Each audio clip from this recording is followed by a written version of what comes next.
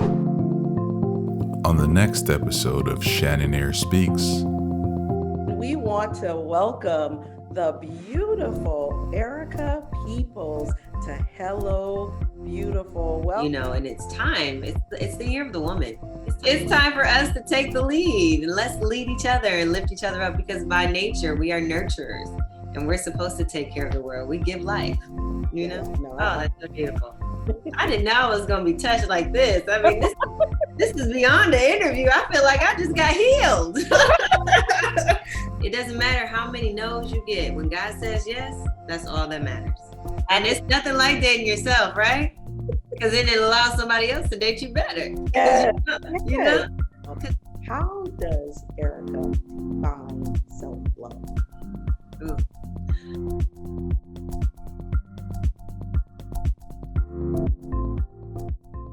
We want to welcome the beautiful Erica Peeples to Hello Beautiful. Welcome, Erica. Thank you so much for joining us. Thank you for having me. And I love the name. It's just like you can't help but smile when you say hello, beautiful. You're right. Well, that's the goal. That's the goal. Hello Beautiful is all about encouraging women and girls to understand their beauty by design and know their worth. And that's why I thought it was so important and special for my Hello Beautiful audience to have you here with us so that we can get to know the wonderful Erica Peeples. So again, I tell you, welcome to Hello Beautiful. Thank you. Thank you. So tell me, who is Erica Peeples? Who is Erica Peeples? From Mount Clemens, Michigan. From Mount Clemens, Michigan. So I'm a small town girl with big dreams, really. That's who I am. I'm a lover. I love to love. I love being in peace. I love nature. I love acting. I've been acting since I was 6 years old. I went to Juilliard for acting. So I take it very seriously. We said that just to look too casual for me.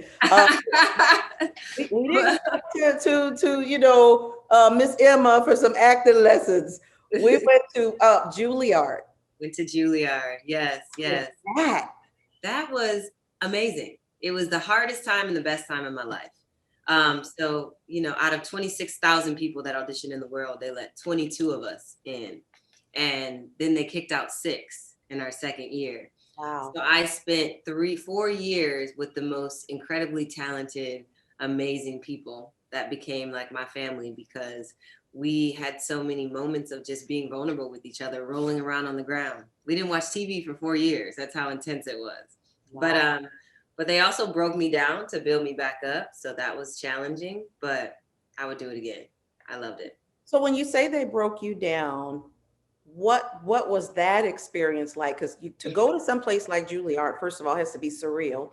And then to be one of a small number of people.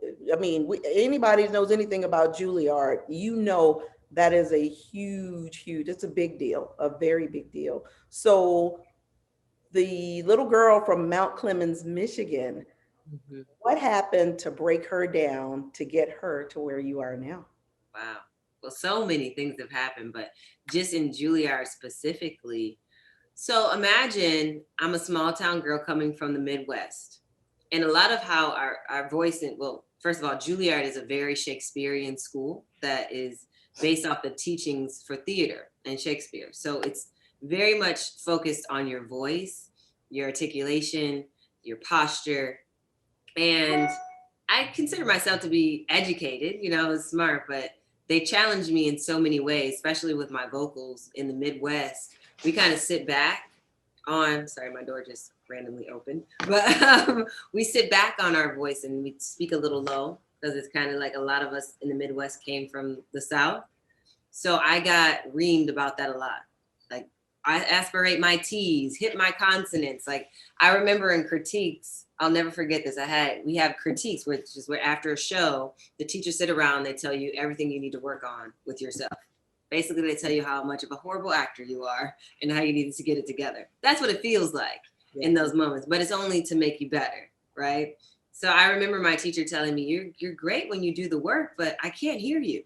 So I need you to figure that out. And I just remember breaking down crying because you want to put your best foot forward and you want to feel like you're moving somewhere. But it was a part of me that I was just used to, a way that I was used to talking because of where I come from. So that was challenging.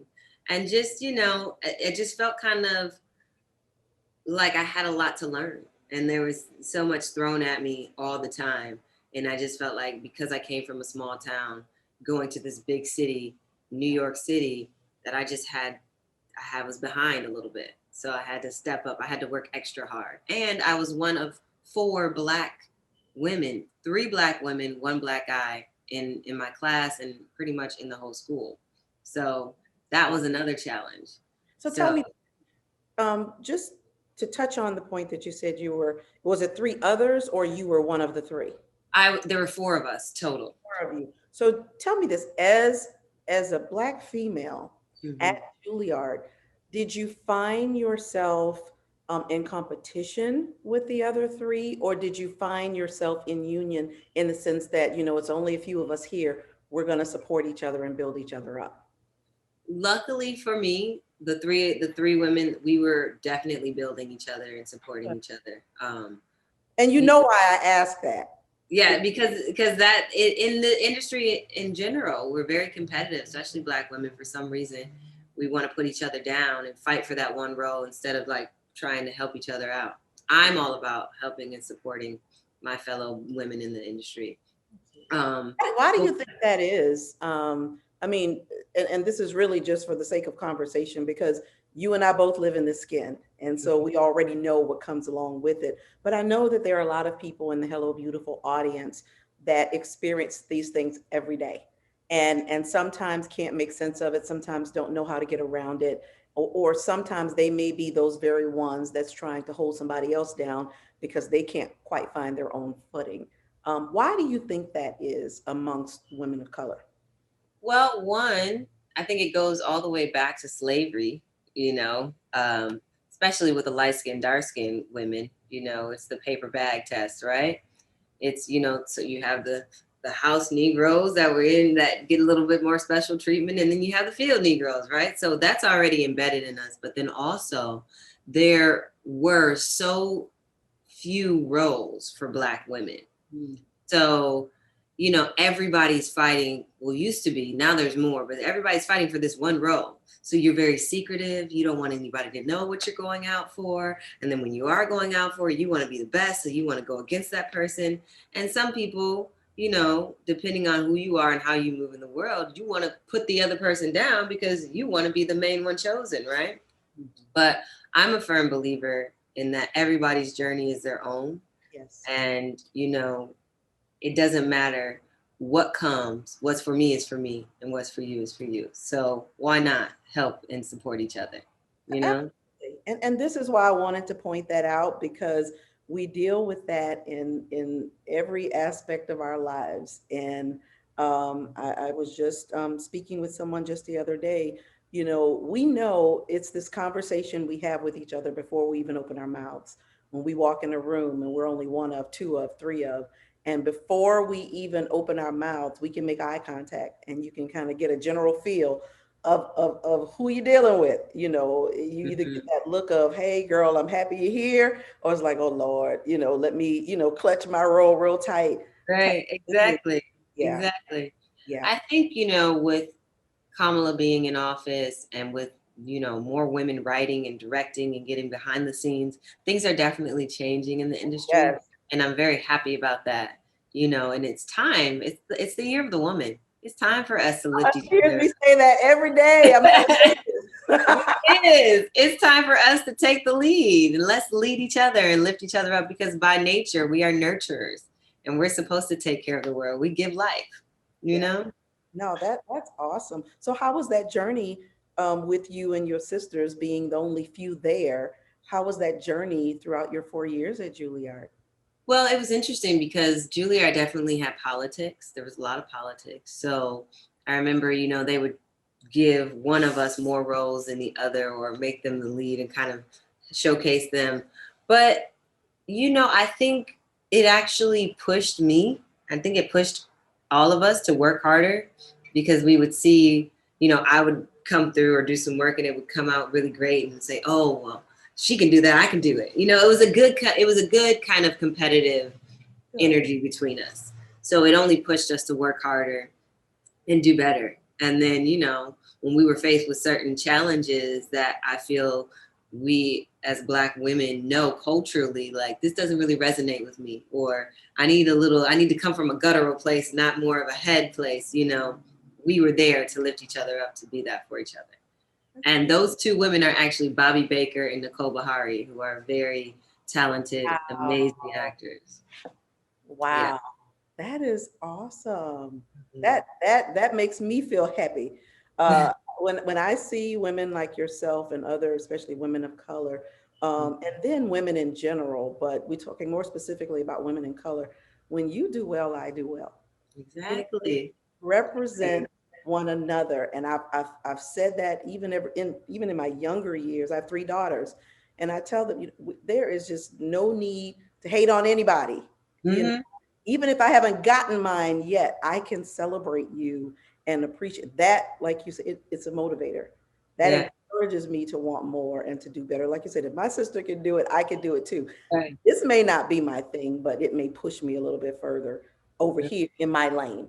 You know, that I can be the best. You know, what's interesting is that when I came out of school, I thought that everything was going to happen for me right away. And it didn't. And it did happen for the two women I mentioned who were my classmates. They booked TV shows, both of them became millionaires, you know, did really well. And I was like, you know, when is it going to happen for me? But I never had a moment of, I am jealous of what they had. I was very happy and proud for them. And I knew that my time would come. I didn't know it was going to take 10 years, but here we are. I didn't give up. And like I said, everybody's timing is their own timing. And look at what God has done, you know? Absolutely. When I was reading about you, I mean, first of all, Juilliard alone, I mean, that's just an accomplishment within itself. Thank you. Really, that makes me proud. You know, that's an accomplishment, like you said, that many can't add to their resume. But what I also found interesting about you, we have a hobby in common. I love poetry. Do you? Yes, that's beautiful. That's like my heart place. Oh my gosh. I tell you, reading your poetry, that actually encouraged me to go dust off some of mine and maybe get some of mine published. That was because I get it. You know, and people that are poets, whether published or not, you expose yourself in a way in your poetry that many may not get, you know, because a lot of it can be metaphorical, you know, it could be these kind of hidden, and sometimes it could be just a word or a phrase. Exactly. So I wanted to take liberty to read you a line from one of yours. Oh, wow. Okay, this is great. This is the first time this has ever happened. I love this. Yes. Oh, that's good. That makes me feel like I'm doing my job. Yes.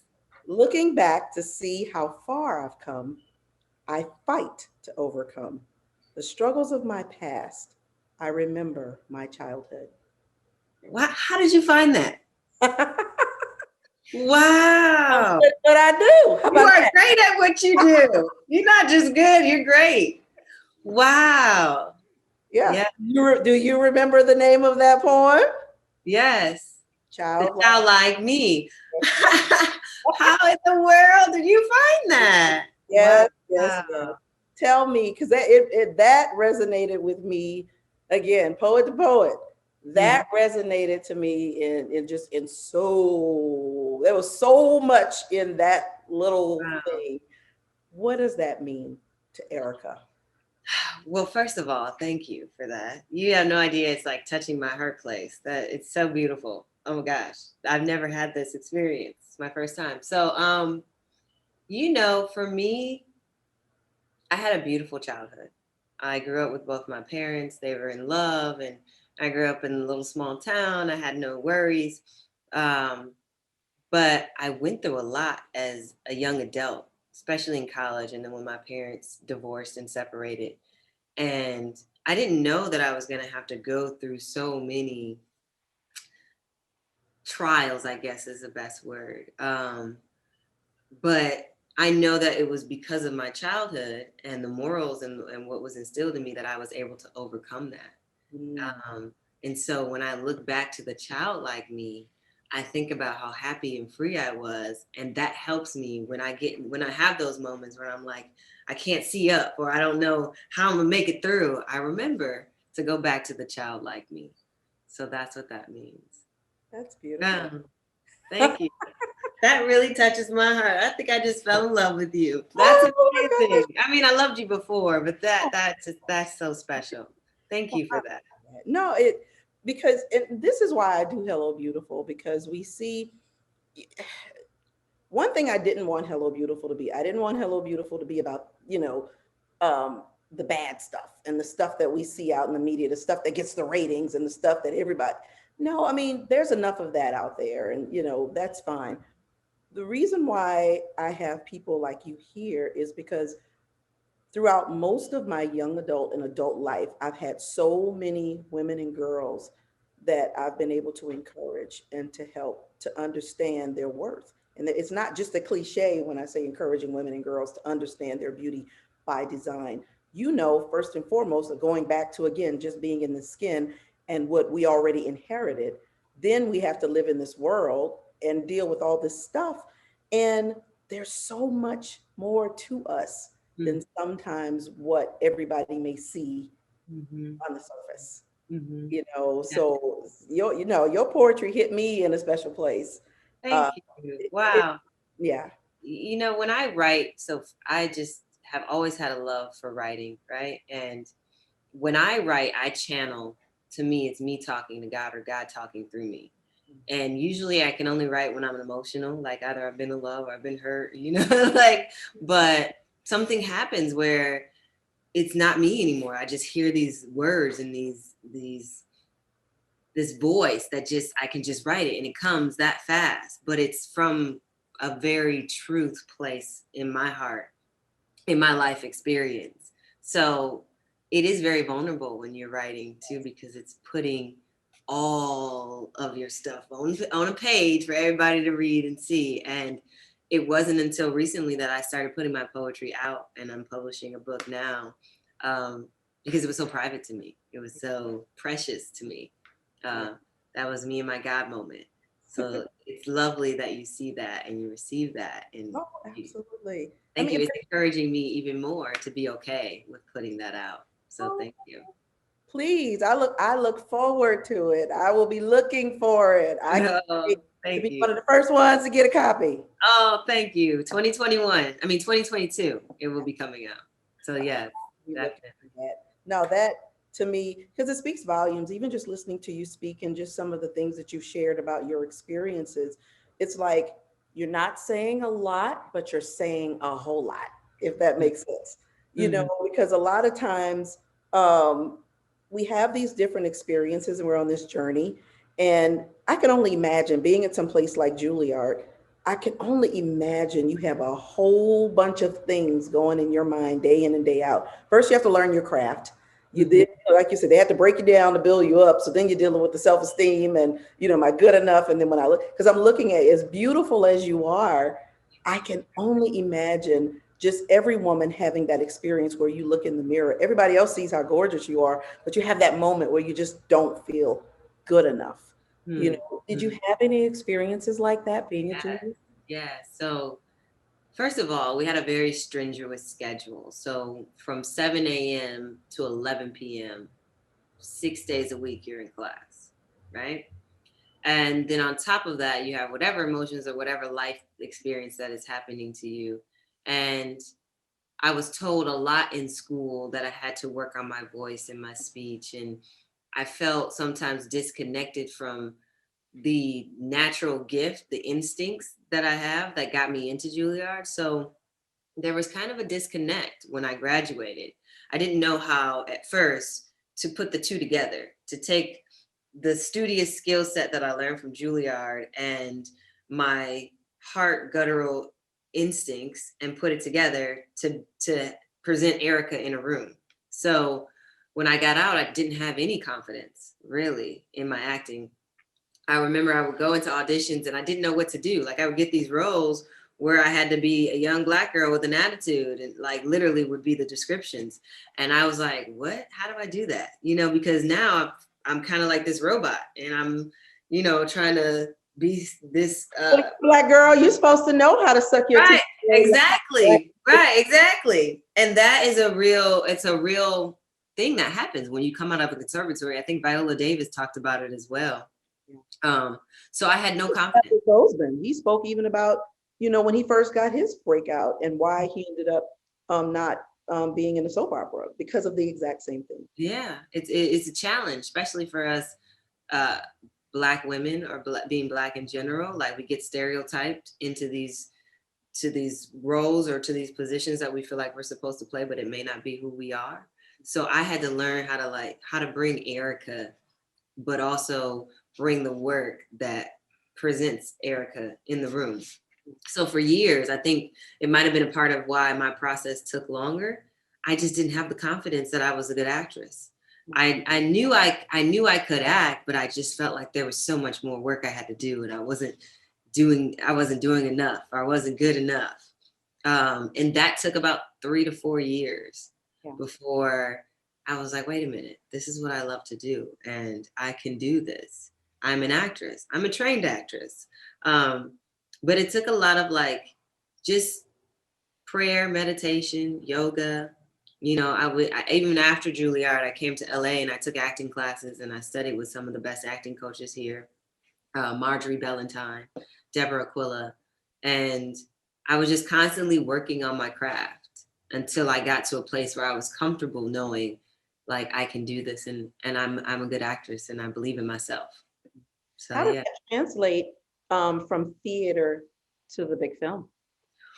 Well, theater is very big. So you have to make the person in the 300th row feel and hear you, right? So everything is like, but it's big, but it's contained.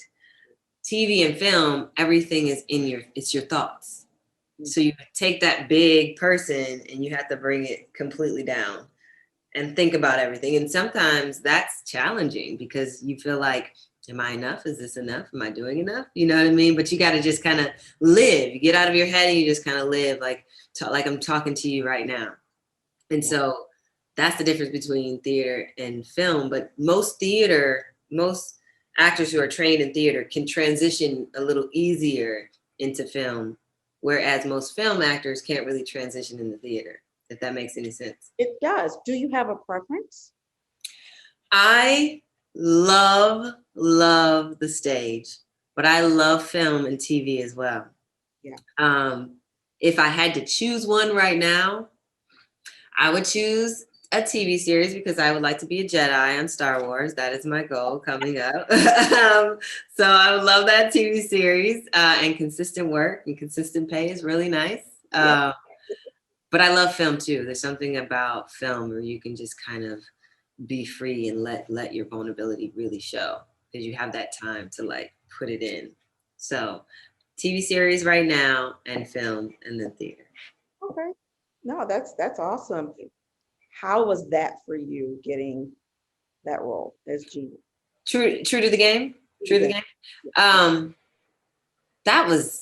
It was amazing. And let me tell you why, because I had literally just moved back to New York from LA, and I was going to go back to New York because I got a lot of recognition there because of Juilliard, and you know, I was going to sign to an agent, and I felt like I was auditioning here and I was getting really close to things, but nothing was landing. So I said, I'm going to go to New York and I'm just going to try it again. And I remember I was actually fasting at the time, and I had a breakdown. And I was just like, because I completely went out there. I didn't have a job. When I was in LA, I had like 5 jobs, and I was auditioning and trying to make it. And I went to New York, didn't have a job. I was like, I'm putting all of my faith in you, God, and all my faith in my acting, and it's going to happen. Had a breakdown, meaning like I was crying, and I was just like, what has to give? When is this going to happen? I got a call in the middle of the night from Columbus Shore. And he said, I have an opportunity for you, and I feel so honored. Him, or did you? We were friends. We were friends prior. but he couldn't find me. He didn't know where I was. He didn't know I left. And he said, I've been looking for you and I have an opportunity for you. And I feel so honored to be a vessel of God to present this to you. He's like, you're going to be the lead, starring with Vivica Fox. And he was like, I'm going to put you on the phone with the producer right now. Like, it was that fast. And I said, okay. He said, are you ready? He said, I just need you to come, trust me, prove me right. I'm going to put you on the phone with the producer. 30 minutes later, I had a plane ticket to LA. Had no idea what the film was, hadn't read that, I didn't know it was a book, anything. Get off the plane. Columbus is telling me all about the movie, all about the film. He's like, oh, we're going to go to the director's house right now. You can audition for him. Hadn't read anything. We go to the director. Long story short, I did a cold read for it, auditioned for Leah Daniels, and then had 3 screenshot testings with Columbus, and finally I got the role. And then So were you competing with anybody else or? No, everybody. There were so many people who wanted to be Gina because a lot of people have read the book. Yeah. So Terry Woods is the writer of True to the Game, and it was a #1 bestseller in the 90s. And everybody wanted to be Gina. I didn't know. In fact, even Vivica told me she wanted to be Gina. Wow. So I was just like, I didn't know that all that pressure was on there. I was just like, you know, God, if it's for me, it's for me. And it was just happening. It was happening that fast. And then when I got the role, I found out how imperative this character is and how much she related to me, because my sister actually was killed because she was dating a drug dealer, and the drug dealers came in and they shot up the house, and she lost her life because of that lifestyle when she was only 25. Wow. So it resonated with me on so many levels. And then the arc of the character and where Gina goes and what she represented, it was amazing. It's my first love. To me, I'll forever be Gina. Gina is definitely me. So what kind of mental space were you in filming True to the Game, especially with the tragedy, the personal tragedy of what happened with your sister? Mentally, how was that for you? Well, the first True to the Game, there was so much going on just in general with that being Manny's first movie, and, you know, me having all of this weight to carry the movie. Because you had a pretty significant role. Thank you.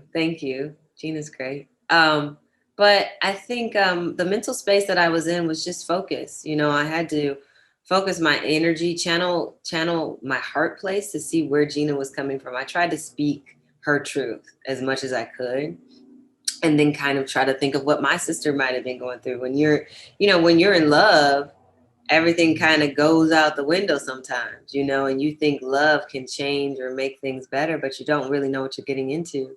And that's also where she came from. There was just I had to do a lot of backstory for Gina, and then kind of try to take myself into the place of my sister and just kind of like open myself to whatever that may feel like or whatever she might have been feeling, and kind of channel her a little bit. So it was just, I had to stay in a very protective place. So it was a lot of me just kind of like having my meditation music on in my trailer and just kind of reading over the lines and feeling my way through Gina's experience. So did you find a big difference between 1 and 2 in terms of headspace? Now that you've experienced Gina's already been through stuff, and now here we're coming to get into the space again. Oh, yes. I mean, for the main reason, Gina now has money. So there's a whole different walk of life from Gina, you know, she's just innocent, you know, I'm trying to be on, but really not important to me, to now, this is my life now. But she's also missing the love of her life. And she's longing for some type of connection with another love, which is why she goes through a couple different guys in part 2. But then she's also running from something because somebody's chasing her and trying to take money from her. So she's back into this lifestyle. So the journey for me for Gina in part 2 was Gina's grown up a little bit. She's a little more independent.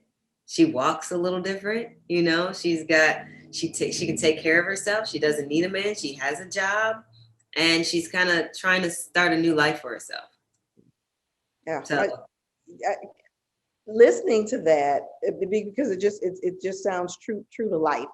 when you think about it, you know, you see a lot of celebrities, and when they kind of show like the before, or when they're just starting out, and then, you know, they progress 20, 30 years later, you know, thinking about Gina and seeing the transition.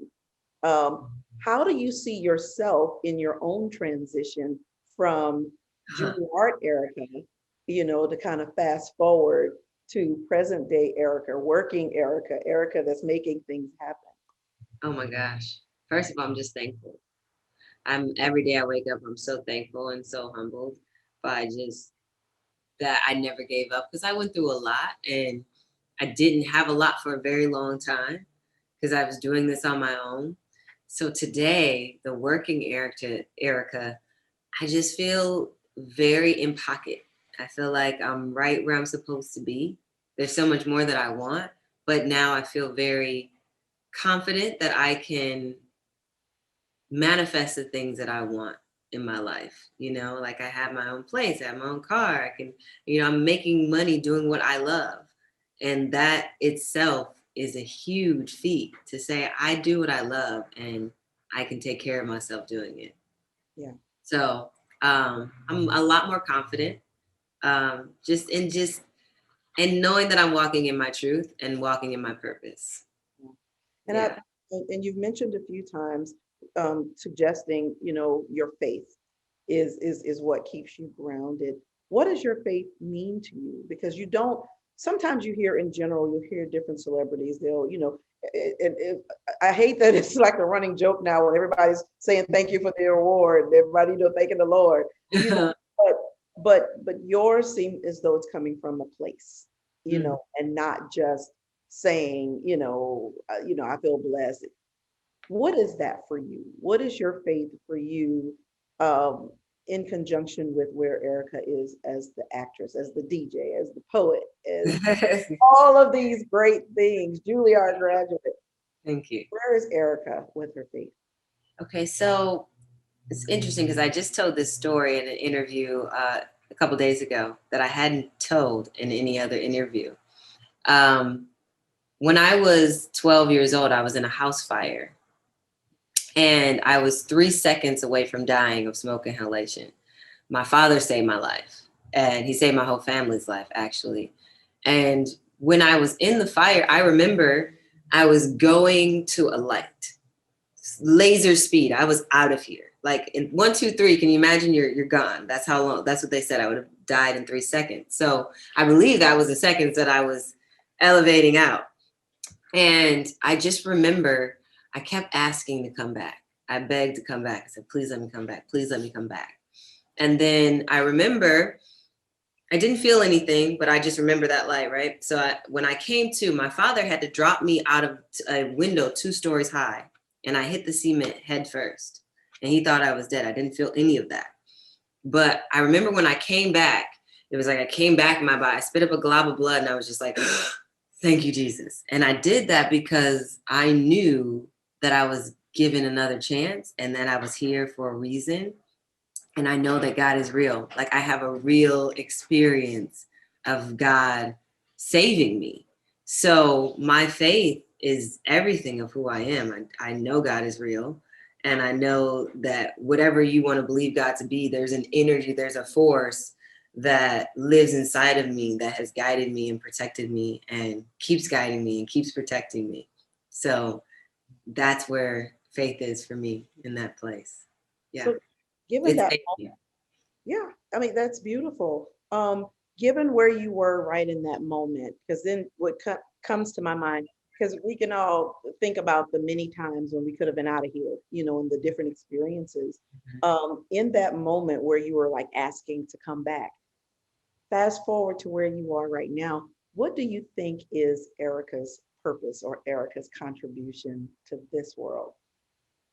To spread the message of love, honestly, to be of love. I feel like if that's me loving my craft and loving people and, you know, just putting some type of goodness into the world, that is what I'm supposed to do. And I feel like I'm also supposed to spread some of this, our history, tell our stories, You know, I think it's a big part of why I enjoy writing, why I'm an actress. And there's so many stories that I want to tell. One main one is the story of Lorraine Hansberry. But I want to be able to impact and change the lives of our people as well. Why Lorraine Hansberry? First of all, just throw that out there, right? Lorraine Hansberry is the writer of A Raisin in the Sun, my favorite play of all time. And I played her off-Broadway. I played Benita, who was based off of Lorraine Hansberry, and I studied her. I read about her, and she was so interesting to me. I mean, she was a huge force in the 60s. She was a civil rights activist. She was one of the only Black person to write a play to go on Broadway and have it be as successful as it is. It's to this day. To this day, it's the best play ever written. And it's transferred over into film. So I think her story needs to be told. And I believe that I am the person to tell that story. So you got me all excited. No, that's I think you're incredible. I really do. No, I mean, really, it's not just words to fluff you up, because there's a whole lot of things I could tell you just for the sake of conversation, but that's not my thing. I don't believe in just puffing people up, but I've been blessed and privileged thus far to interview some who I think are pretty extraordinary people, and I'm so glad to add you to this number. I mean, really, I do. I look forward to sitting down here with you again so you can tell me about, the debut of the Raisin. I mean, really, yeah. It's gonna happen. We're gonna put it out there. It's definitely gonna happen. Oh, that is. Yeah, and I look forward to seeing you again. You're so beautiful. I mean, you really, really, I can't even express this enough. You really touched my heart with reciting me my own poem. Like, that was beautiful. Thank you for that. And I would love to hear your poetry. Can you give me one line before I go? Can I hear one line of yours? Oh my gosh. Yay. I'm going to get a whole thing. I'm excited. Well, so this was one that I actually wrote to my husband. Wow. And it was right before, it's got dust on it, but right before we got married, but it was called To Long, To Live, To Love. And how I've longed to live your love, and not a second too soon, to hold you close, sharing thoughts innermost, and long nights lit by the moon. How I've lived to love you long, without any time to spare. My love to give, every minute to live, a lifetime of love to share. How I've loved and longed to live every moment with you of my life. A true test of faith, well worth the wait, just to hear, I now pronounce you man in life, always and forever. Oh my gosh, that's so beautiful. Can I get a copy of that? I think I need to send that to somebody. That was great. That was lovely. Well, thank you. I love to live. Yeah, no, I mean, honestly, when I was reading through your poetry, and like I said, we have a few things in common, because we had a house that burned down as well when I was in high school. I mean, I'm just listening to a lot of things that I'm hearing from you, and there's just so many things about you that resonate with me. Poetry, like you said, for me, it's going to a place where you can kind of express yourself in a way that you feel vulnerable, and you just really, kind of let it all out. I've always been kind of, tough. And, exterior, just, stand on my own, I can, fight it out. But on the inside, very vulnerable, in some cases, even low self-esteem, or not feeling at my best, or different. And so that's how I got lost in my poetry and things that I wrote. It's been years since I wrote, but like I said, just listening to yours, and I hope, I hope people will go out and get living proof. Right. No, really, it's beautiful. Thank you. I look forward to seeing your journey. I look forward to seeing where your journey takes you, because I have a sneaky suspicion that your purpose is even greater than what you see at this stage in your life. I received that. Thank you. Thank you. I received all of that. I Thank see. you. And if ever there's a moment in your life where you are doubting Mm. your journey or doubting what he has for you, think on this and think back at that moment when you asked him, basically, I'm not ready to go. And he's saying, okay, I'm going to let you stay here. But if I'm going to let you stay here, that means I have things for you to do. Mm. So Yes. far, Thank you. yeah, yeah. No, Oh, that's so beautiful. I didn't know I was going to be touched like this. I mean, this is beyond the interview. I feel like I just got healed. Okay. Thank you. no, you're welcome. Our theme for this season is defining self-love. Um, Mm. how does Erica define self-love? Ooh, a massage. I love to have a little masseuse come in here and a long bath, peace of mind, quiet, actually writing poetry. Um, Peace of mind is just like exiting all the noise, Yeah. just getting rid of all the noise and having complete peace of mind and loving myself, spending time with me. That's self-love. I mean, let's talk about that just for a minute. I've dated myself. I, Mm-hmm. And I've it's nothing like dating yourself, right? Because then it allows somebody else to date you better. Because yes, you yes, know, because your yes. standards go up. Because you're like, if I treat myself this good, I know you better be treating me better than me. But you know You what? know. The fact that you said that, and this is why I started learning how to date myself, is because sometimes we find ourselves in these relationships where we're not being treated the way we should be treated. I And have been and several of them. So, you know. I mean, really, when you Mhm. think about that, and so in dating myself, and it initially was weird. And just for people to know what I mean by dating myself, that means that I can take myself out to dinner and enjoy my company. Mhm. I don't necessarily need to have somebody sitting on the other side of me. I can go to a movie. I can, just sit at home, just in quiet or nice music playing, or, just Mhm. mellow, or like in my poetry. I I had to get to know Shannon. I had to Mhm. get to know who she is. In dating yourself, is there anything that you learned about Erica that you liked? Yes, actually. First of all, I love going to the movies by myself. That's one of my favorite things to do. I just enjoy like, I get to have that moment to like enjoy this movie. And so what I like about me, I like that I'm easily pleased. Like small things make me happy.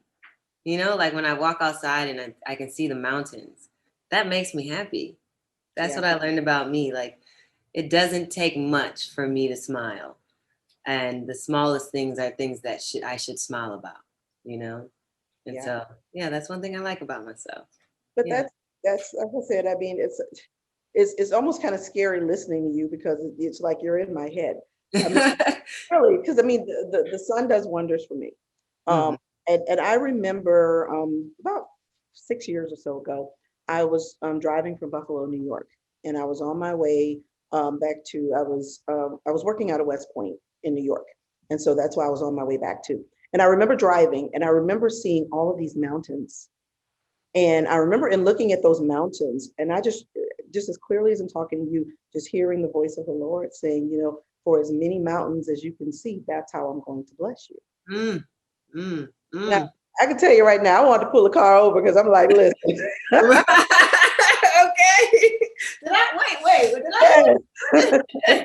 Yeah. Mhm. Yeah, no, and so when I get to my lowest point, and when I get to those moments and those times, it's things like that that keeps me grounded and remind me, of who it is that blesses me. You as an actress, yes, the producer and the writer and all of these other people, yes, they have to say yes, but they can't say no if God says yes, Mm. right? Isn't there a song like that? You can say, okay, I'm gonna figure it out. But So but now you're I'm gonna right. go find that song, right? Right. I'm gonna find it and I'm gonna text you. But no, that is so true. That's so true. Yeah. It doesn't matter how many no's you get. When God says yes, that's all that matters. Absolutely. All that matters. Yeah. But sometimes when you get those no's, we attach a lot to no. We attach our worth. We attach the way we look. We attach, you know, with thinking for other people what they must see in us, and then we start critiquing ourselves and start putting ourselves, especially as women, when we get a no. If you get a no for a marriage proposal, you thought he was going to give you that ring and you didn't get it, and then come to find out that was like the best thing that ever happened. That could have happened to you. You didn't know in that moment. You know what I mean? So even with your girlfriends, you know, them kind of hitting their big break sooner, you know, coming out of Juilliard, you know, it definitely has no bearing on your worth and who you are and your talent. And you know, I know it matters when you see in Hollywood and you see on TV and you see all. I get it. You know, it's an industry. I get it. But, and this is why I asked you about your faith, because then when you really go to that place that, you know, even though sometimes it may hurt or it may sting, or, you know, you wish this, and that's life. We all do that. But you have to know that you have to know your worth. You have to know how special you are. You have to know that there are so many things, great things in this world for you. You know, like what God has for you is for you. I appreciate you saying that, and I hear that, and I know that, and I do. I believe that. I know that. Yes. Yeah, I definitely don't think, you know, I mean, while I may not be Oprah. Hey, but you might be the next one. Let's you are you, Shannon, but you definitely possess that quality. I'm telling you, because you have touched me in so many ways, and just the small things and the words that you've given and said to me have touched me. They really have. I'm not just saying that. That means a lot to me. I expect great things from you. I do. Thank you. I expect, I mean, you've done some great things. You've done some extraordinary things. The things that you've done, look at it this way, you are still one in a number, you know, in a very small number of people. What'd you say it was like 22,000 people, you know, and out of all, those, Yeah. right? Yeah, that's very true. That was no coincidence. Mm. And that's no small thing. That's no small thing. But I do. I pray that whatever that purpose and whatever that calling and whatever that thing is, and you're gonna call me up and you're gonna tell me one day, you know what? I know what that thing is, because I don't know what it is, but there's just something about Erica Peeples that you know that we're gonna hear about. Thank you. Hey, listen, I'm gonna call you one day. It's gonna happen. I receive it. I'm putting it out there. Good. Yeah. Good. I'm glad. There's one last segment that I always do at the end of my interviews. I do a word association. Okay. And so I will say something, and then whatever's the first thing that pops in your mind, that's what you share. Okay. Ready to play? Yes, I love to play. I love games. Okay. Let's play. Living proof. Living proof. What pops in my mind? Me right now, my journey, everything about who I am. Well, then you knew the next one, journey. Journey is, you know, it makes me think of it's a marathon, not a sprint. So like enjoy taking the time, enjoy the journey, the path, you know, that's what it makes me think of. Okay. Dreams. Dreams. Passion. Dreams are meant to come true. That's what comes to my mind. Dreams can come true. Dreams do come true. Dreaming is important. Yeah. Juilliard. Juilliard. Oh, that makes me think of work, hard work. But also legendary.